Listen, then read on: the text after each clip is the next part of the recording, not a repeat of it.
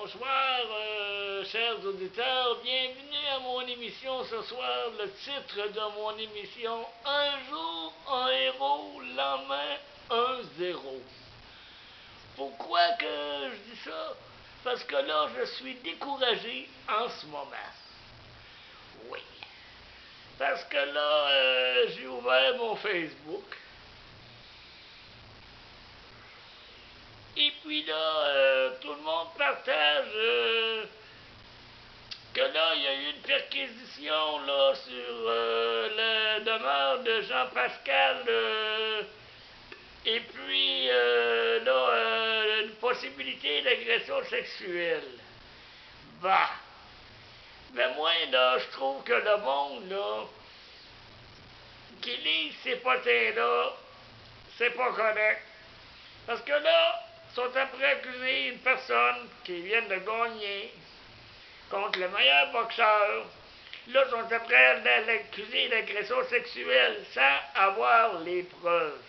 Parce que M. Jean-Pascal dit avoir célébré après avoir gagné.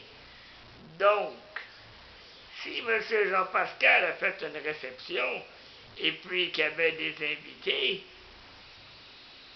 bah, peut-être c'est un invité qui aurait fait peut-être causer des gestes. Et puis, vu que ça s'est passé dans la maison de Jean-Pascal, les policiers sont allés là pour avoir des pièces à conviction. Mais ça ne veut pas dire, parce que la police était là, que c'est lui le coupable, là. Parce que moi, en ce moment, ce gars-là, c'est un innocent, c'est un champion du monde. Chaque fois qu'il va y avoir un champion du monde, puis que le monde, ça ne va pas leur affaire, ils vont le salir, quoi. Moi, j'aime pas ça, là, ces affaires-là. Là, je demande au monde d'arrêter de partager cette maudite affaire-là dans le Facebook. Qu'ils laissent donc les crises de journal envoyer leur cochonnerie, là. Puis que le monde arrête de partager ça, cette affaire-là. Parce qu'en ce moment, c'est un innocent qui sont après accusés. Comme je vous dis, il y a eu une cérémonie après la victoire dans la demeure de Jean-Pascal. Il y avait des invités, il y avait des amis, ils ont célébré. Qui dit qu'il n'a pas que pris de l'alcool de trop puis qu'il aurait commis un geste comme ça? Mais si le geste s'est produit dans la maison de Jean-Pascal, c'est normal que les policiers vont être tentés d'aller dans la maison de Jean-Pascal pour essayer d'avoir des pièces à conviction. Puis là, vu que la police a été chez Jean-Pascal, mais là, les journalistes sont après d'en faire un drame avec ça. Là, ils accusent un gars, puis ah ouais donc, puis moi, j'aime pas ça. Parce que Jean-Pascal, c'était un exemple pour nos jeunes, c'était un bon boxeur. Il a battu le meilleur, l'oustième bouteille, puis il nommé une bonne bouteille. Puis je suis bien content que Jean-Pascal ait gagné. J'aimais les deux boxeurs, mais comme je vous dis, Jean-Pascal, il a l'œil du tigre. C'est un très bon boxeur, c'est un exemple pour les jeunes.